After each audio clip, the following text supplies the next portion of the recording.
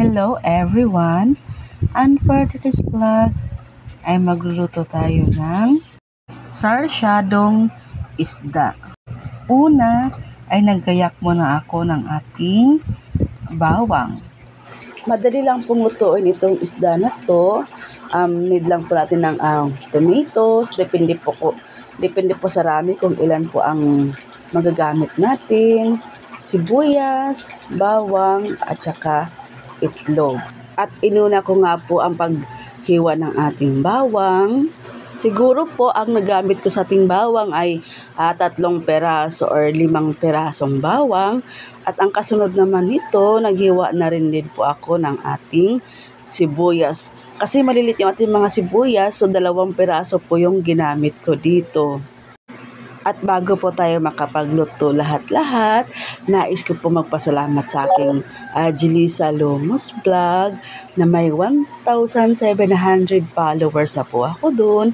At sana din po suportahan niyo po ang aking Facebook page, Jelisa Lomos po, na may 481 followers na rin po ako doon.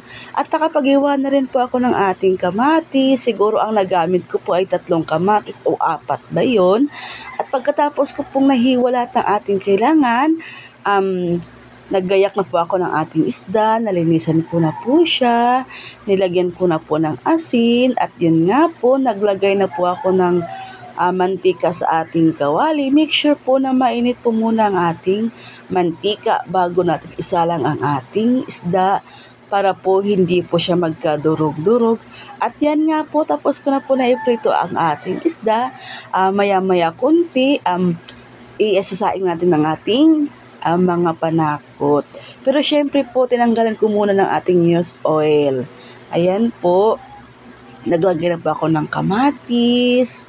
At ginisa-gisa ko muna siya hanggang sa magkulay brown at hanggang sa medyo madurog-durog na po ang ating kamatis para po magkaroon ng masarap na lasa ang ating prinitong isda na ginawa po natin sarsyado.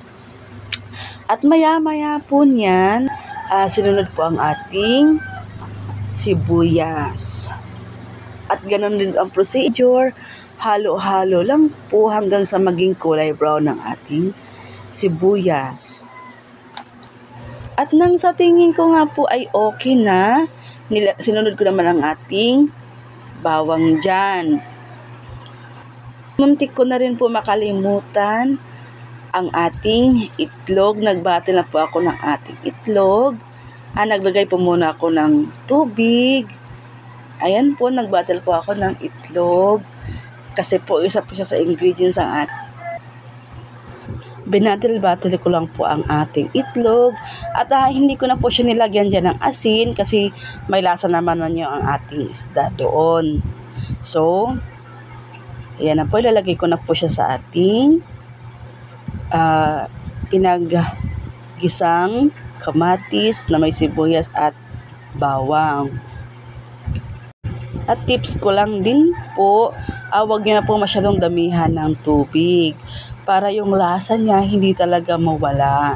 So, hindi naman kami masyadong maulam sa ganito.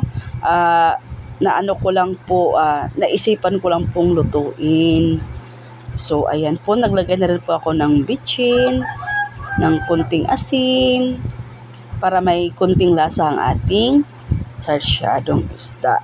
At nang sa tingin ko po ay okay naman na, nilagay ko na po ang ating main ingredients, ang ating isda. So, ayan po, malapit na po tayo maghahapunan. Nagpapasalamat din po ako sa aking mga followers na walang sawang nanonood ng aking mga videos. Thank you po na marami. Kain po tayo. Yan po. Ang sarap nga naman po talaga ng ating pagkaluto ng ating sarsyadong isda.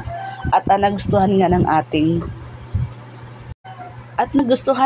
ating bebe yung ang ating ulam ng isda.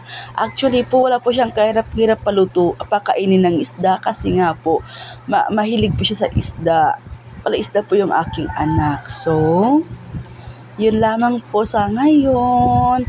Maraming salamat po sa panonood ng aking vlog.